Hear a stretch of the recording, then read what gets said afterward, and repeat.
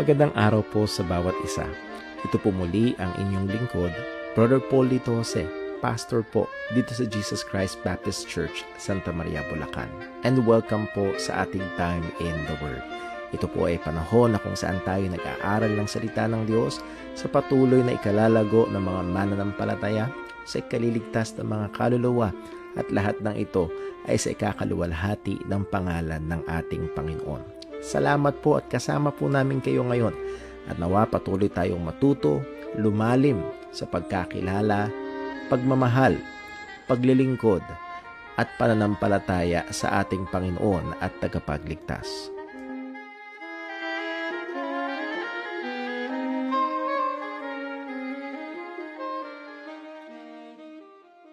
Magandang gabi po sa bawat isa. Purihin po ang pangalan ng Panginoon. Muli ho, welcome po sa atin hong Time in the Word. Saan tayo nag-aaral ng patuloy ng salita ng Panginoon, particularly about the doctrine of the Holy Spirit. Salamat po sa bawat isang kasama natin ngayon. At kung sino man ang tutunghay dito in the near or farther future, ay nawa ito'y maging pagpapala. At kung sakali nagiging blessing po sa inyo ang ating ministry na ito, let us know. At yun po ay magiging encouragement po sa atin. Ano po? Ilan ho muna mga announcements and reminders bago tayo dumako sa ating pag-aaral ngayong gabi. Una, ay palapit na ho ang youth camp na usod, from mahal na araw na iba ang schedule from 12, 13, and 14. So that's Thursday, Friday, Saturday ang youth camp, and full swing na po ang fundraising ng ating mga young people upang matulungan sila, yung mga sasama sa camp sa mga gastusin, and this coming Sunday ay ilulunsad ang Ukay-Ukay for a Cause. Salamat po sa mga kapatiran na tumulong, nag-donate ng mga items na ibenta ng ating mga young people. It's not too late. I would like to encourage ang ating mga kapatiran. Kung sakali pa meron kayong gustong ipahabol ng mga items, just bring it even during weekdays or on Saturday or Sunday, at yan po ay incorporate tayo. Hindi lang naman po one Sunday yung ukay-ukay, may kakasunod-sunod po yan. So just bring it, at yun ho ay magiging blessing ho para sa ating mga kabataan. And then also, nalalapit na ho ang ating church anniversary. Next month na po yan, and that will be next month na, tomorrow, May 1. Nevertheless, tayo ho ay salamat sa Panginoon sa kanyang biyaya, pagsustento ho sa ating iglesia. We'll be celebrating our 15th year church anniversary, and pag-pray ho natin to sa May 25. Ipag-imbita ho natin, ang ating tema is the right gospel, ang tamang ebanghelyo. And again, patuloy na ang pangangaral ng mga mali at pilipit na ebanghelyo sa paligid. At ito ho talaga ay napakalaking concern. It was a great concern for Apostle Paul, and should be the great concern ng church at maging mga mangangaral nito sa panahon natin, sapagkat patuloy na lumalaganap ang mga pilipit at peking ebanghelyo. Well, tayo ho ay nagpe-pray din this coming May 11 nga ho pala, before our church anniversary, will be Mother's Day. And again, I think it's just wonderful to have a particular day na pwedeng i-honor ang mga nanay. So mothers, please be present sa ating gawain. We have a small token appreciation for you, and invite others. Kung meron kayong mga kumare, kapitbahay, at kung magiging problema ang transportation, let us know, at baka makakatulong po tayo dyan. And then also, pag-pray ho, hingin ko ang inyong panalangin. This coming Friday, May 2, ay tayo ho ay nabigyan ng pagkakataon na mag-speak sa mangyayaring moving up ceremony sa school ho ng anak ko, dyan ho dito lang naman sa malapit. So please do pray na maging blessing, and also lalo na mabuksan ng ebanghelyo sa pagkakataon mo na yun doon ho sa mga makakapakinig. So nawa ito'y gamitin, pagpalain ng Panginoon, at pag-pray ho natin ang ating gawain this coming Sunday, the last installment ng ating pag-aaral about the Sabbath, which is the 4th commandment. We'll then move on to the 5th commandment sa Sunday school, and then tutuloy natin yung ating pag-aaral about the living sacrifice and the government. And yung living sacrifice, that is not other than the Christian and the government.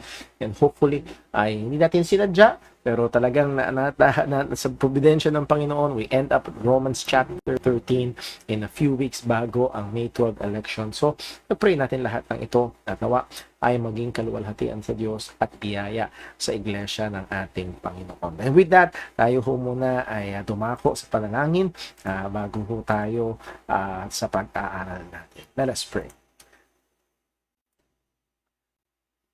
Panginoon naming Diyos, aming Ama, sa langit, kami po ay nagpapasalamat sa iyo, sa iyong biyaya, sa iyong katapatan. Salamat o Diyos sa patuloy mong kahabagan sa amin. Salamat Panginoon na patuloy mong pinagkakaloob ang aming mga pangangailangan. Tunay, hindi lamang sa material o pisikal, kundi lalo't higit sa spiritual. Nagbiyaya mo lamang, O Diyos, kung kaya't kami ay nagpapatuloy sa pananampalataya, na hindi kami ang may hawak sa iyo, nakahawak sa iyo, kundi ikaw ang may hawak sa amin. Ikaw ang aming pastor, ikaw ang nag-iingat sa amin at walang makakaagaw sa amin sa iyong mga kamay. Papuri sa iyo, O Diyos, na sa amin ay nahabag at nagligtas at nag-iingat. At kayo din, Panginoon, ikaw rin ang Diyos na patuloy na gumagawa upang kami ay lumago sa pagkakilala sa iyo, sa aming pananampalataya at pagmamahal sa aming Panginoong Hesukristo. And we ask for your mercy ngayon sa aming pag-aaral ngayong gabi. Gamitin mo po ang ministeryong ito ng Time in the Word at para sa ikalalagupan ng mga mananampalataya at kung maaari ay sa ikaliligtas ng mga wala pa sa pananampalataya sa aming Panginoong Hesukristo. At Panginoon, aming pong dinadalangin, hinihingi ang iyong gabay at tulong sa aming mga kapatiran na alam mo po, O Diyos, ang mga malalalim na kalagayan, mga pangangailangan. We ask for your mercy sa Dinong family. Alam mo po ang kanilang kalagayan, maging ang Estorero family, maging ang Ganas family, O Diyos, at iba pa namin mga kapatiran na may iba't ibang sitwasyon, Lord. Salamat sapagkat alam namin na walang sitwasyon na labas sa iyong kamay na soberano. Alam po namin din na all things work together for good sa iyong mga anak. And alam din po namin, Panginoon, na sa biyaya mo, ito'y gumagawa upang patuloy kaming banalin at hubugin sa wangis ng aming Panginoon Jesus. Tulungan mo nawa kami in whatever situation we are in na maging tapat at lalong lumago sa aming pagmamahal at pagsunod sa iyo. And again, Lord, we ask for your mercy and blessing sa aming pag-aaral ngayong gabi. Walang ibang maitaas kundi ikaw lamang. Patawad po sa aming mga pagkakasala at pagkukulang. Tulungan mo kami na lalong maging mapagbantay sa aming mga buhay bilang mga mananampalataya. Lahat ng ito, Panginoon, ay dinadalangin namin sa iyo sa ngalan ng aming Panginoong Hesukristo. Amen. So, dumako ho tayo. And again, I would like to remind everyone, kung hindi niyo pa ako nabisita at nakapanood sa mga video ng Faithful Bible Truths, please do visit and watch and share to others. Kung ito ho ay nagiging blessing po sa inyo. So, dako ho tayo sa atin hong lesson. At medyo matagal-tagal tayo. Walang ministry ng Time in the Word. Naging busy itong mga nakaraang Wednesdays. And then last week ay medyo nagbakasyon po ng aming pamilya. And purihin ng Diyos sa kanyang pag-iingat. So, dako ho tayo sa ating lesson. This is lesson number 42 about the doctrine of the Holy Spirit. At again, babalik tayo sa principle na ito. And not just about the gifts of the Holy Spirit, about everything and anything sa Christian life o sa church life natin. Ito yung mahalaga. The gifts of the Spirit are exercised under the rule of the Word of God. So, the Christian life must be lived under the rule of the Word of God. The church life must be lived under the rule of the Word of God. So, muli ay that's why we hold to sola scriptura. Kaya nawa ay ito ay lagi natin na bigyang pansin. Mamaya, lalo na sa ating lesson, makikita natin yung halaga nito. Pinag-aralan natin ang continuationism or cessationism. Meron dalawang position generally, and there are different positions within these two general positions, and particularly tayo po ay nag-hold doon sa cessationist point ng or truth ng scripture. We believe that the scripture teaches the cessationist truth about the spiritual or particularly the miraculous gifts, sign gifts. While cessation, isa sa mga kinonsider natin as an actual occurrence. Hindi dapat magulat na may mga bagay sa Bible na dating inutos ng Diyos pero tumigil na o nawala na. Because nangyayari yan. And those who hold to the continuationist viewpoint will and should admit na yes, mayroong mga bagay sa lumang tipan, may mga bagay sa scripture na nag-cease to me. So therefore, hindi surprising kung meron pang iba. Ang punto ay ito, some divine ordained institutions are done away, like the monarchy or the Old Testament sacrificial system or the civil laws of Israel, even the ceremonial laws of Israel. Now, ano ang mga propositions natin? Why do we stand on cessationism? Number one, Jesus Christ is the final revelation of God. Malinaw yan sa Hebrews chapter 1, verse 1 hanggang verse 2. So verse 1, God at the past times in diverse ways and diverse manners spoke. So, iba't ibang paraan nagsalita ang Panginoon, ang usap ang Diyos. Pero ang sabi sa verse 2, hath in these last days has spoken unto us by His Son. So, nilimit, ang Scripture ang naglimit ang pangungusap ngayon ng Panginoon na hindi na diverse, hindi na iba't iba, kundi sa pamagitan na ng kanyang anak, and that is our Lord Jesus Christ. Proposition number 2, the office that mediate this final revelation to the church is the apostolic office. Yan. So, ang ating Panginoong Jesus at ang ating Panginoong Hesus Kristo ay nagkomisyon ng mga apostol. And these apostles, ang sabi ng Panginoon, nangako si Kristo na ituturo sa kanila ng banal na Espiritu ang lahat ng kailangan nilang ituro, lahat ng kailangan sabihin, ipapaalala sa kanila ng banal na Espiritu sa kanila ang mga tinuro ng ating Panginoong Jesucristo. And ang sabi sa kanila sa Acts 1:8, they were the official revelation bearers, and ye shall be witnesses unto me after that the Holy Ghost is come upon you. Again, yung kapangyarihan, you shall receive power after the Holy Ghost is come upon you, and that power is those sign gifts, and they shall be witnesses sa ating Panginoong Hesus Kristo. They were the official witnesses, official revelation bearers. So the New Testament office of apostles is the only and final office of revelation of Jesus Christ. So muli, ang nilimit ng Hebrews chapter 1 verse 1 and 2 kay Kristo at si Jesus Christ ay nagtalaga ng mga particular na special na apostol para maging revelation bearers niya. Proposition number 3, the passing of the apostolic office left the church with the only remaining mode of revelation. So, okay, natapos na ang New Testament at namatay na rin ang mga apostles. So, ang titira na lamang na revelation, na mode of revelation para sa church ay walang iba kung hindi ang written scriptures, yung mga sinulat ng mga apostol. So, again, makita natin, it's Jesus Christ, and Jesus Christ ay nagtalaga ng mga official revelation bearers. At ang mga official revelation bearers ay nawala na at ang natapos na ang kanilang opisina. It's foundational in nature. Napakahalaga doon sa Ephesians chapter 2 verse 20. And ang natira na lang sa atin ngayon ay ang scripture. So dito tayo nakabase. Proposition number 4, the cessation of revelation word necessitates the cessation of revelation signs. Again, ang punto natin dahil tapos na ang gawain. So, saan nakita nyo yung progress nito? Dahil tapos na ang gawain ng mga apostles, which are the official revelation bearers, yung signs na nagpapatotoo sa kanila ay hindi na kailangan. Bakit? May purpose yung signs. Ang purpose yung signs is to prove the legitimacy of the revelation bearer. Tapos na. So, again, yung gamit, yung purpose ng sign ay tapos na, and therefore it has ceased. Ito ay lumipas na. At kung naalala nyo, titignan natin sa progress ng revelation, even in a biblical history ay meron ng seemingly pangdalang, pabawas ng pabawas. For example, sa listahan mismo ng mga spiritual gifts. Sa 1 Corinthians chapter 12, nahandoon yung mga sign gifts, pero after some years, Romans chapter 12, naglista ulit ng mga spiritual gifts si Apostle Pablo, wala na yung mga sign gifts. And even sa 1 Peter, wala na rin doon. And also, nahandoon na rin yung pagkakataon na even si Apostol Pablo, meron siyang kamanggagawa na iniwan niya na may sakit. And we will read again those verses a little bit mamaya. So, ang punto lang ho natin is, ano bang sinasabi ng Scripture? Ano bang makikita natin sa Scripture? Ang makikita natin sa Scripture, ito ay padalang, ito ay pawala, and then also, yung reason kung bakit ito binigay ay wala na rin. Therefore, hindi kagulat-gulat at tama lamang na asahan na ito ay tumigil na. Sapagkat yung purpose kaya ibinigay ito ay tapos na rin. We have the Word of God. Ito yung sinasabi natin kanina na maging in the New Testament, makikita natin na merong hindi ganoon na katalamak. Hindi here and there and everywhere na may mga claims lagi na mga miracles na para itong napaka common na bagay sa even in the church. Sabi sa 1 Timothy 5:23, advise ni Apostle Pablo kay Timothy, drink no longer water but use a little wine for thy stomach's sake.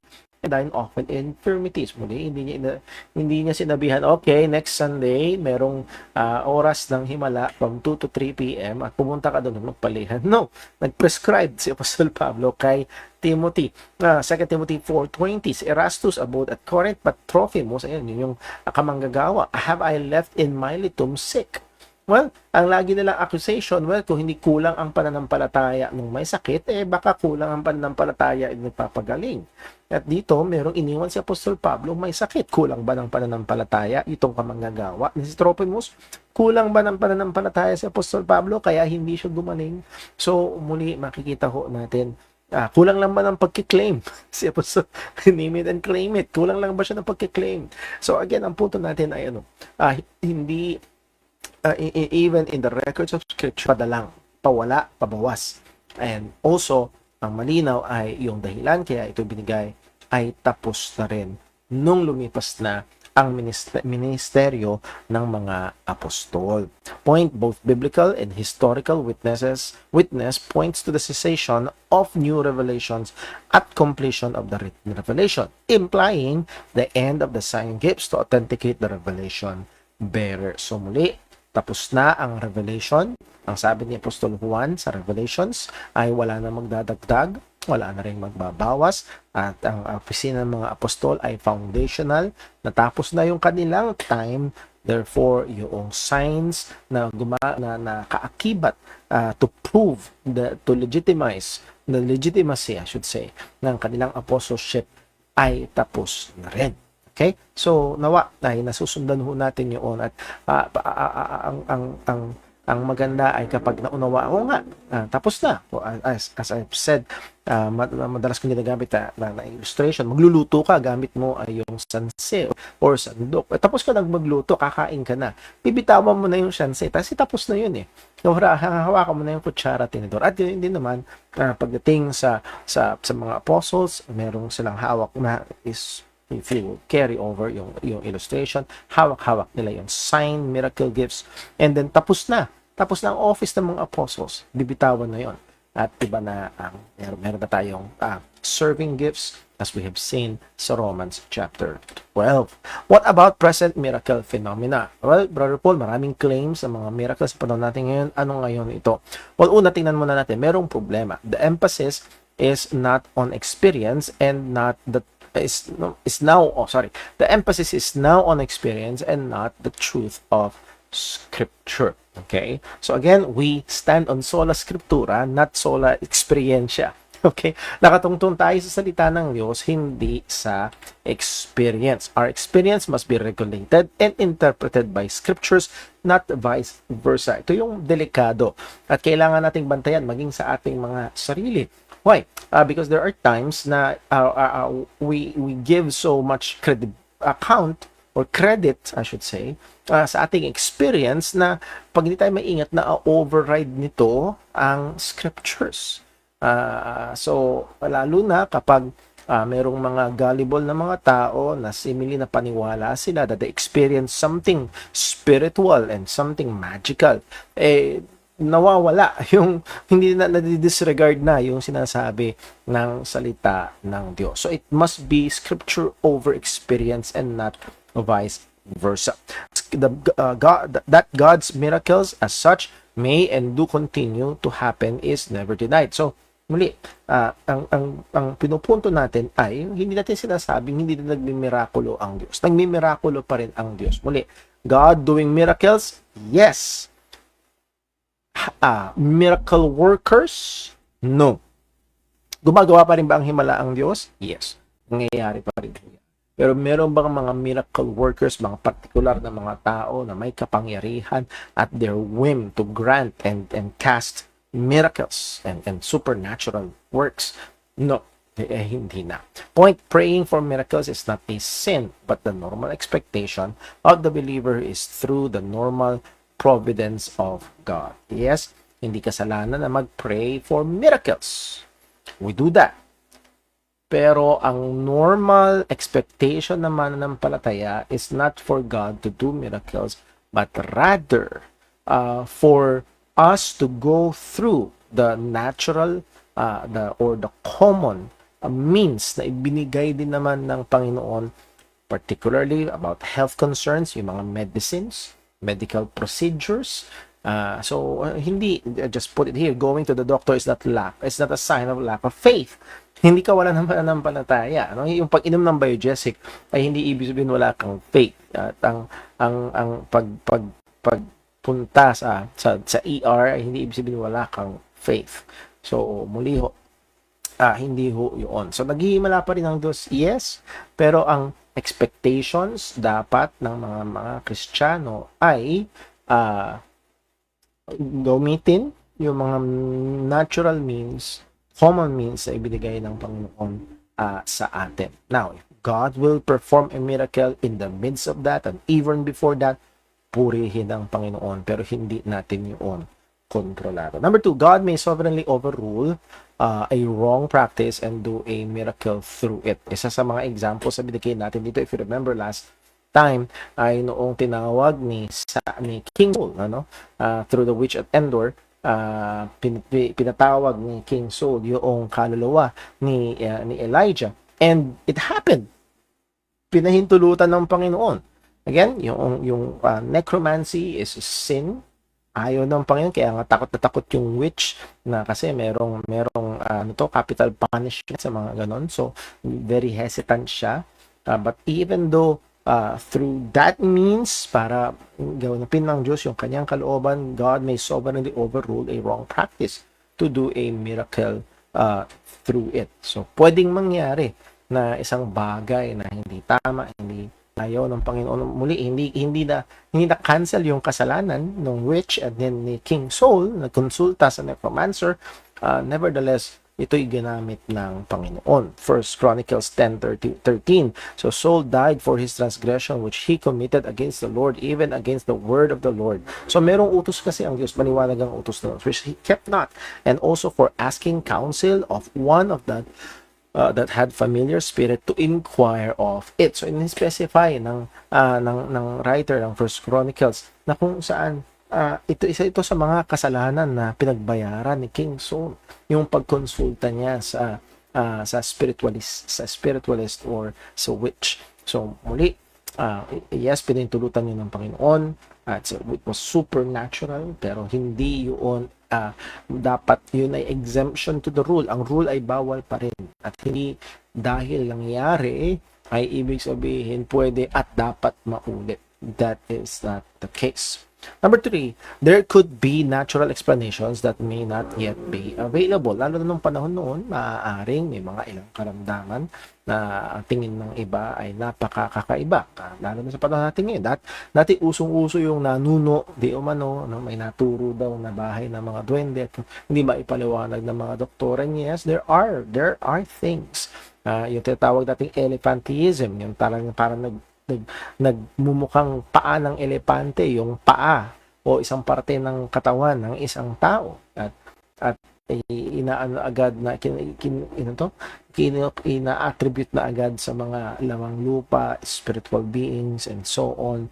So there could be natural explanation. There are really sa maaaring infections na nanggaling dito. So, that's not maaaring hindi pa available explanation.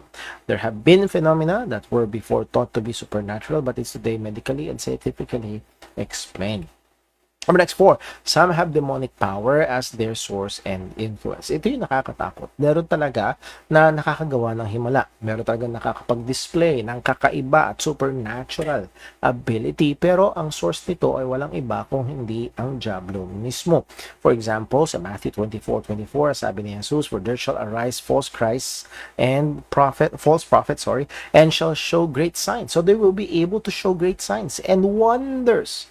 Grabe yung may pakita nilang mga signs and wonders, and in so much so, sabi pa nga ng Bible, if it were possible, kung posible lang, pero hindi posible, pero kung posible lang, they shall deceive the very elect. Salamat sa Panginoon, hawak ng Diyos ang mga pinirang niya, so hindi sila maagaw ni numan. Nevertheless, ganun katindi ganun katindi yung kanilang mga maipapakitang signs and wonders. And saan galing yung kapangyarihan nun? And if you remember, we read also yung account last time from the book of Revelation na yung Antichrist ay magpapakita ng himala. And again, power source noon ay walang iba kung hindi demonic. Well, now, yes, may mga nangyayari pa ring miracle phenomenon. Okay? And those are the three things na konsiderasyon natin. Now, paano naman yung mga claims nito? Categories of claimants. May mga nagkiklaim na it's either nakagawa o nakasaksi ng himala. So number one, there are those who were honestly wrong. Meron talagang they were just wrong. May mali silang pagkaunawa, may mali silang perception, may mali silang pagkaunawa sa salita ng Diyos, at maaaring these are brethren whose conviction is grounded on a misinterpretation of the scriptures. As I've said, there are legitimate Christians na nahandun sa continuationist point of view with regards to spiritual, supernatural sign gifts. Meron mga continuationists and they are legitimately Christians pero may mali doon sa kanilang pagkakaunawa sa bagay na ito. Now, hindi natin sila dapat agad i-judge because as we now are growing in knowledge, they will also. And hopefully, they will come to the acknowledging ng na mali yung kanilang pinanghahawakan. Note, a wrong view on gifts of miracles does not render one a heretic or unbeliever. Liban na lang kung mali talaga ang tangang ebang, okay? So, kailangan na maunawaan, kausapin.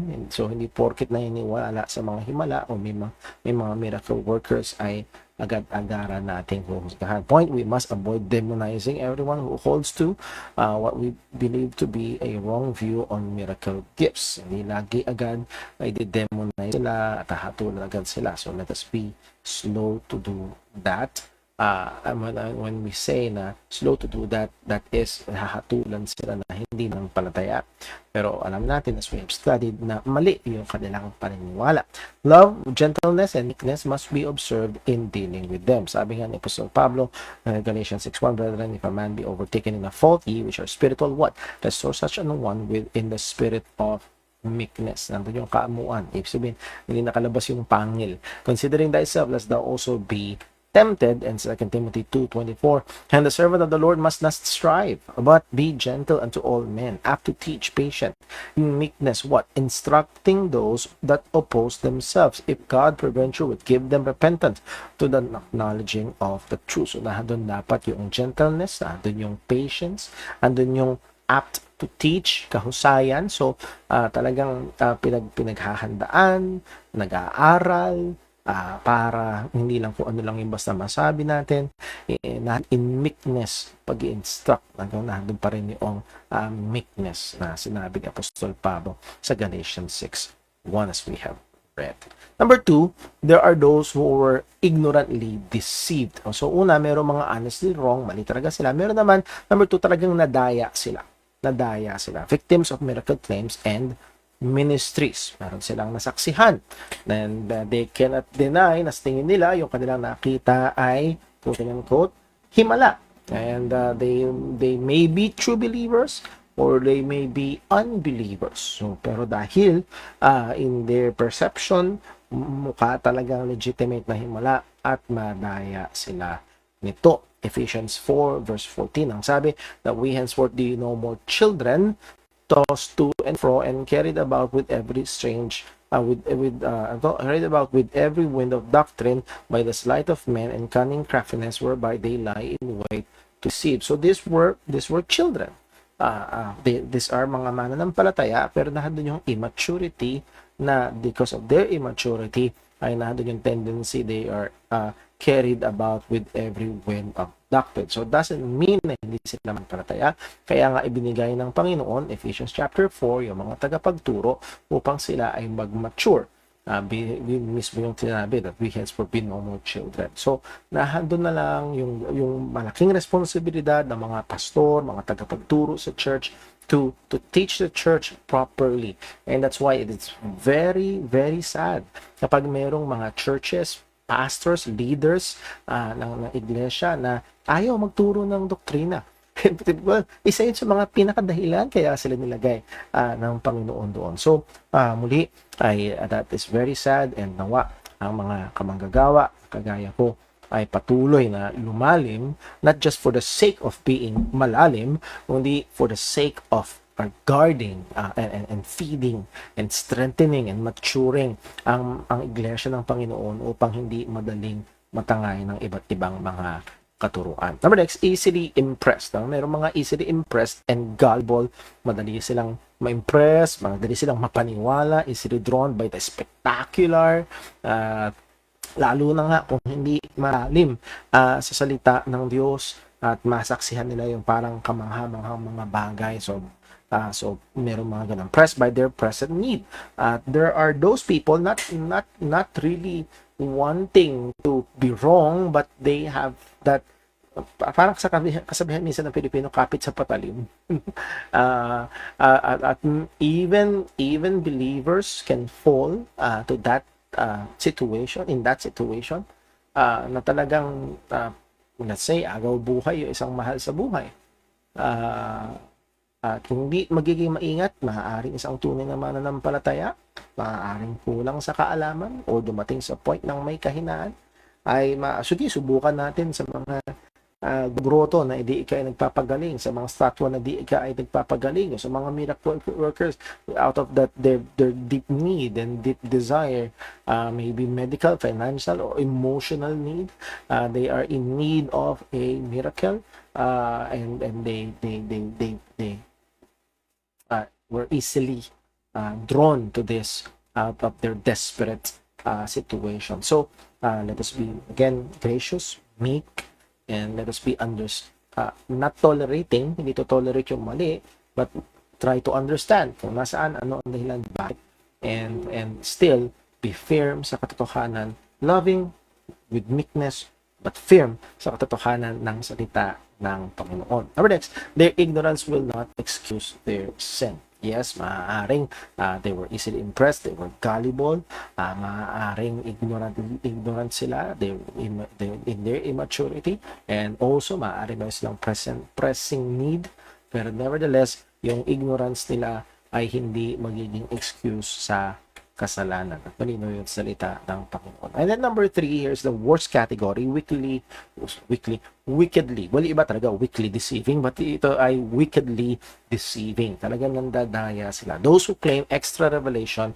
and boast of their miracle power. Alam nila na ito ay madaya. Alam nila na as we have I believe na ipalabas ko dito sa church yun na merong radio communication yung asawa ng miracle worker doon sa kanyang asawang miracle worker, at bago pumasok yung mga tao sa meeting, nililista na yung mga sakit at yung pangalan at kung saan natin kung saan nakaupo, at itinatawag na, mayroong earpiece yung miracle worker, itinatawag ng misis niya o yung babaeng yun nakaupo sa 4th row sa bandang kaliwa, nakasuot ng ganitong kulay, nakalagay dito ang sakit niya ay meron siyang ganito, and seeming ang pangalan niya ay ganito, taga ganito siya, so seemingly may supernatural information itong miracle worker. Nagugulat yung mga, kilala niya ako, alam niya ako anong sakit ko, mga mangha sila.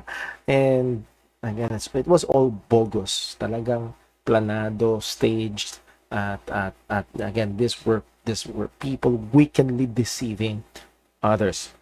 This is different from the number 1. Now, the number 1, they were seeking to be biblical, but at their study of scripture, they arrived at the conclusion ng continuationism.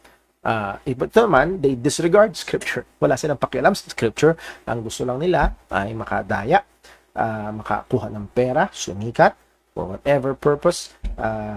Nevertheless, they disregard scripture. They make obvious excessive raising the dead, going to heaven, new revelations from God. They use manipulative methods, mga faith offering, magtanim ka, if you have a need, plant a seed, send to my ministry, miracle oil, miracle cloth, miracle bag, miracle etc. Healing of unseen illnesses, and that has no evidence, walang pruweba At muli, sa dami ng mga may camera ngayon, dapat talagang mag-explode. Okay? Parang inapanood ko minsan, bakit noon ang daming nakakakita ng UFO nung wala pang mga camera cellphone, pero ngayon halos lahat ng mga tao ay may camera cellphone, but walang explosion ng talagang ganun kadalas, ganun kadami. So again, ganun din dito sa mga quote-unquote miracle workers na ito. Often preaching a false gospel. And this is the sad part. Itong mga madalas na nakiklaim ng mga excessive miracles, pag pinakinggan nyo sila, it's either the gospel is wrong, twisted, different gospel, or the gospel is absent, wholly absent. Talagang wala silang pakialam sa gospel. It's just their goal is to deceive people. Ang goal nila ay mandaya, makakulimbat ng pera, sumikat, and whatever. So again, ito ay napaka-mapanganib.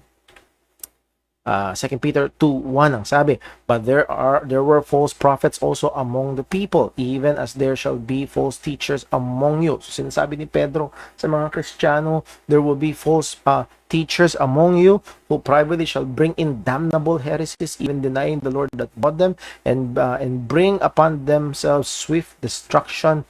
Verse 2, and many shall follow their pernicious ways. Sadly, maraming susunod sa kanila, by reasons of whom the way of truth shall be evil spoken of. So dahil sa kanila, magiging pangit, masama ang pangalan ng katotohanan, because they claim to be, and they also claim to be Christians.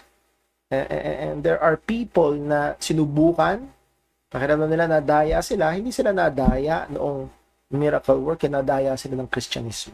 So, the way of truth shall be evil spoken of. Verse 3, and through covetousness shall they with vain words, may madadayang salita, make merchandise of you. Pagkakakitaan nila kayo, whose judgment now of a long time lingereth not, and their damnation slumbereth not. So, their judgment is sure, at ang tanging pag-asa nila ay magsisi at manampalataya sa ating Panginoong Jesucristo. They present their ministry and themselves as above others. They have a direct line. Madalas ganun, mas spiritual sila, mas kinakausap sila ng Diyos, mas kakaiba sila. Sila pa yung advisor mismo ng Panginoon. Ganun nila pinapresent yung kanilang sarili. These are to be treated as deceivers in the church, who must be opposed and warned against. Titus chapter 1 verse 10, for there are many unruly and vain talkers and deceivers, especially they of the circumcision, whose mouths must be stopped, who subvert whole houses, teaching things that which they ought not, for filthy lucre's sake. Alang-alang sa maduming pera. Anong conclusion? Most, hindi all, but most present claims of miracles are not from the gifts of the Holy Spirit. They're not from the Holy Spirit at all. Ito yung sinasabi ni John MacArthur na nung ngayon ay maraming sinasabing gawa ng banal na spirito, pero hindi naman. Okay? At hindi madaming mga claims ng Holy Spirit or work of the Holy Spirit, supernatural work of the Holy Spirit, pero hindi naman totoo. Sabi nga ni John MacArthur, the sad truth is the legacy of the charismatic movement has been mostly one of chaos and doctrinal confusion. The charismatic approach to spirituality is unsound and fraught with potential disillusionment. Yung approach ng mga charismatic sa about the Holy Spirit hindi healthy at puno ng mga potential disillusionment, talaga ipapahama ka, matidisappoint ka. The only appropriate response is, and always, to return to the Word of God. Balik tayo sa salita ng Diyos. Ano bang sinasabi ng salita ng Panginoon? For it is there that God has revealed to us all the truth we need to serve Him and to live for His glory. Unfortunately, the charismatic movement tends to turn people inward toward mysticism and subjectivity and away from the Word of God. Don't heed that siren call. So, madalas, ano yung feel mo? Nararamdaman mo na ba ang Holy Spirit? Wala sila andyan na siya, mapasok sa iyong mga kamay, and so on and so forth. So it's more on look to yourself. What do you feel? Yun yung madalas na appeal nila rather than what do we read from the scripture, what do we see from the word of God. Now, reviewin lang natin ano yung mga na-cover natin. So, para maalala, we covered about the person and the work of the person of the Holy Spirit, his personhood, his deity, siya ay Diyos, name, and works of the Holy Spirit. The work of the Spirit in salvation, siya ay nagpapanganak na muli, regenerates, baptizes the believer, seals the believer, tumatahan siya sa mananampalataya. The gifts of the Holy Spirit, He equips the saints for service of God and edification of the body. Romans chapter 12, napag-aralan natin yan in this church. And then also, pagdating sa miracles, signs, and wonders, we stand on Sanctionism. So, ngayon, ang tanong na ating bibigyan pansin ng sisimulang talakayan na ito, how does the Holy Spirit operate in the lives of believers? Kung medyo nahagyan na konti yung ilan sa mga ito, pero kung hindi kagaya ng claims ng mga charismatics na supernatural, magarbo, na miracles and signs ang paggawa ng Banal na Espiritu. Paano ba gumagawa ang Banal na Espiritu sa panahon natin yan? So, the current ministry of the Spirit in the life of the believer. Ano ba yung current na ministry? Truth, the Holy Spirit is the most active person of the Trinity or the Godhead in the life of a true believer. Ang pinaka-active sa buhay ng mananampalataya sa tatlong persona ng kadiyusan ay walang iba kung hindi ang banal na Espiritu. John 3 verse 3, Jesus answered and said unto him, verily I say unto you, except a man be born again, he cannot see the kingdom of God. Pagdating sa verse 7, marvel not that I say unto thee, ye must be born again. Kailangan mo ipanganak na muli. At ano itong kapanganakang muli na ito? Hindi ito ritual, ito steps na kailangan gawin. Ito ay gawa ng Banal na Espiritu. Verse 8, the wind bloweth where it doth, and thou hearest the sound thereof, but canst not tell whence it cometh and whither it goeth. So is everyone that is born of the Spirit. So, itong tinatawag na pagiging born again, hindi religious group, sasamahan ng isang tao, ito ay gawa ng Banal na Espiritu. Galatians 5:22, but the fruit of the Spirit is love, joy, peace, long-suffering, gentleness, goodness, faith, meekness, temperance. Against such there is no law. So yung fruit dito is tantamount to work. This is the work of the Holy Spirit in the life of the believer. Hindi primarily miracles, but rather ito ay mga graces, Christian graces, virtues sa buhay ng mananampalataya. Romans 8:26, likewise the Spirit also helpeth our infirmities. Tinutulungan tayo sa ating mga kakulangan, kahinaan. For particularly in prayer, for we know not what we should pray for as we ought, but the Spirit itself maketh intercession for us with groaning with which cannot be uttered. So you can just imagine, every time we pray, the Holy Spirit is active. Wow. So what help, what confidence, what peace. And talagang totoo, may mga times na we do not know what we ought to ask. Ano ba talaga yung dapat? Minsan nalilito tayo kung ano ba yung kalooban ng Panginoon. Well, ang isang bagay na sigurado, hindi nalilito ang Diyos sa kalooban niya sa atin. At salamat sa Diyos, andun ang Banal na Espiritu na tumutulong sa ating mga kahinaan in this way. So, ayoko nang mag-bug down tayo dito. 1 Corinthians 12 verse 4, now there are diversities of gifts, but the same Spirit. Verse 11, but all this worketh the one and self-same Spirit, dividing to every man severally as he will. Again, sa buhay ng mga Kristiyano, ang Banal na Espiritu ang siyang nagbibigay ng spiritual gifts for service as he wills, ang ayon sa kanyang kalooban. Point, God works in and through us by the Spirit.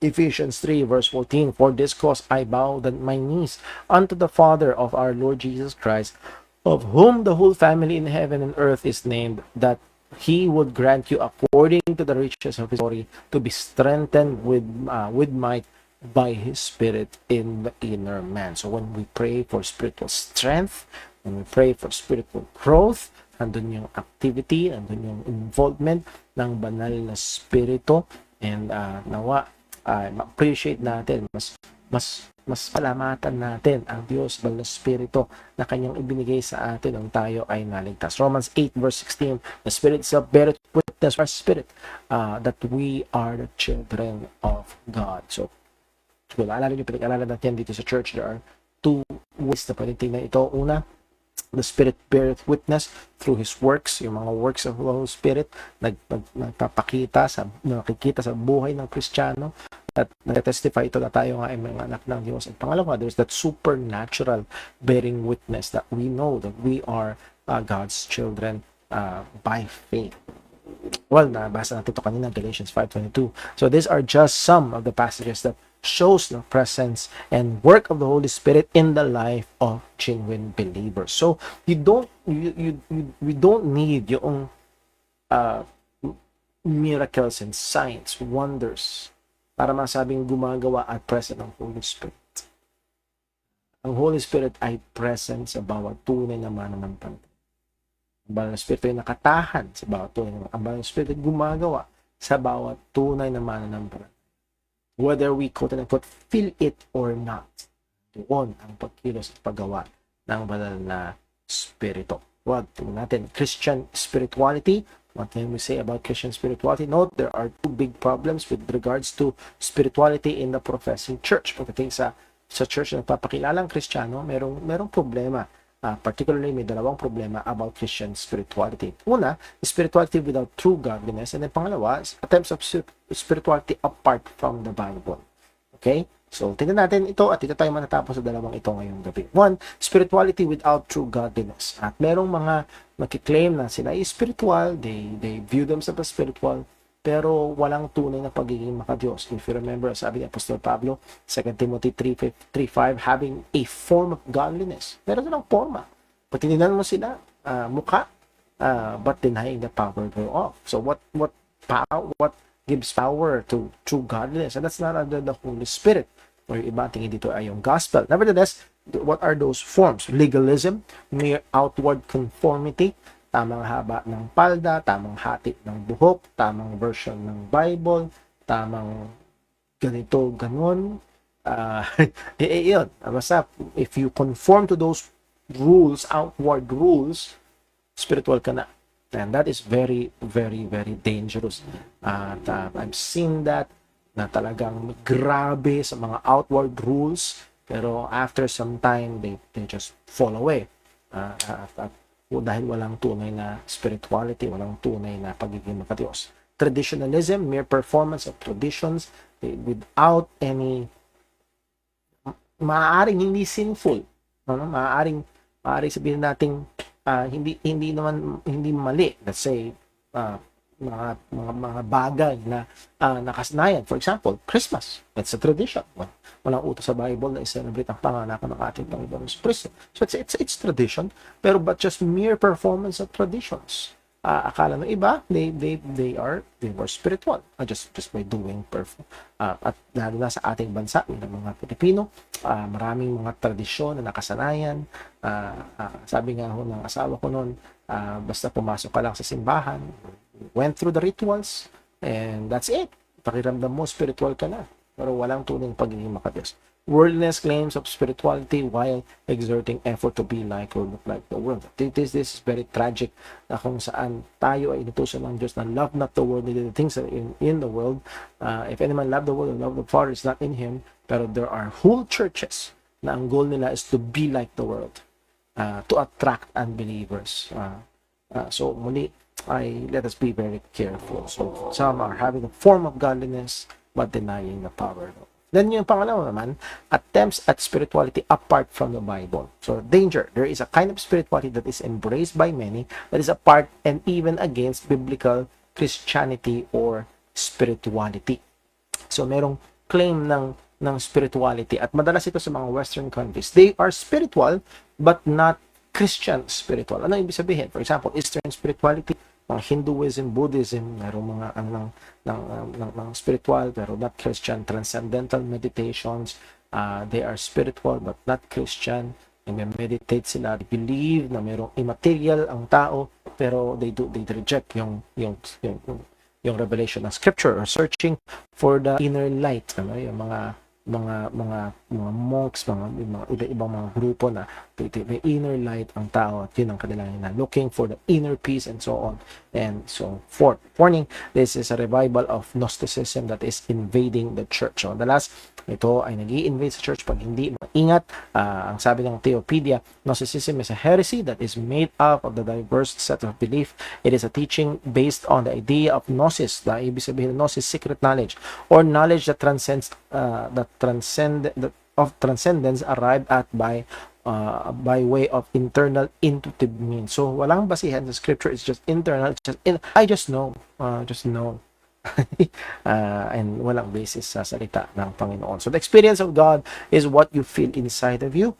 The inner experience becomes the defining factor of everything. Spiritual experience is everything that affirms the inner, personal, subjective experience. So yun yung spiritual experience, yung naramdaman nila, naranasan nila, at hindi yung nabasa nila sa salita ng Panginoon. So, narito yung mahalaga, dito tayo manatapos. True biblical spirituality is connected to and has a source from and is the work of the Holy Spirit according to the Bible.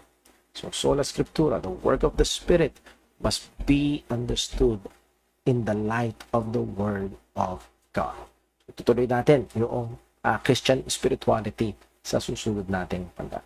With that, ay tingnan natin ang si Brother Eric, ang pagtaas ba ng kamay ng mga member ng church sa pag-pray sa taong may sakit. Ito ba ay mabisang pamamaraan para gumaling ang isang may sakit? Hindi po. Kung ang tingin natin ay merong transfer of power, seemingly, na may kapangyarihan, may dagdag na puwersa kapag inilagay natin kaysa in contrast doon sa nasa bahay ka at nagpe-pray ka para doon sa tao. For example, mas matindi ba na pag pumunta ka doon sa bahay ng may sakit at nilehans mo siya, or daan doon ka sa bahay mo at pinag-pray mo siya? Kapag ang tingin natin ay merong special something doon sa pagaling ng hands, meron tayong problema doon. Yes, mababasa natin sa scripture, for example, the apostles, they laid their hands, again, because they were the official revelation bearers ng Panginoon, and it is through them na maging yung pagdating ng banal na spirito sa mga ilang mga tao, particularly sa Book of Acts, makikita natin yun. So, no, hindi ito mas mabisa, hindi ito magic na pwedeng tumulay ang kapangyarihan.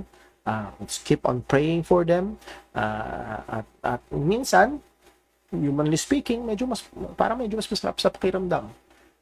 May sinisimbolo ang bagay na yun. Pero to look at it as parang may extra ng spiritual power, it should not be the case. Next po, ang mga believers na namatay before Jesus came, part ba sila ng church? May seal ba sila ng Holy Spirit? Well, ang believers na namatay bago dumating si Kristo, sila ay mga tao ng Diyos, sabi ng salita ng Panginoon. Pero ang church ay nagsimula, ang church ay composed ng Jewish and Gentile believers of the gospel. Ephesians chapter 1 and 2, malinaw po yan, doon lang nagsimula ang one new man, and they are part of the same body by faith in the gospel. So no, meron ba silang seal ng Holy Spirit? As far as we know, ang paraan parang isang tao ay manampalataya sa Panginoon, whether in the Old and the New Testament, is through the work of the Holy Spirit. Hindi yun nagbabago. It is only through the work of the Holy Spirit. Now, merong sa revelation sa atin ay merong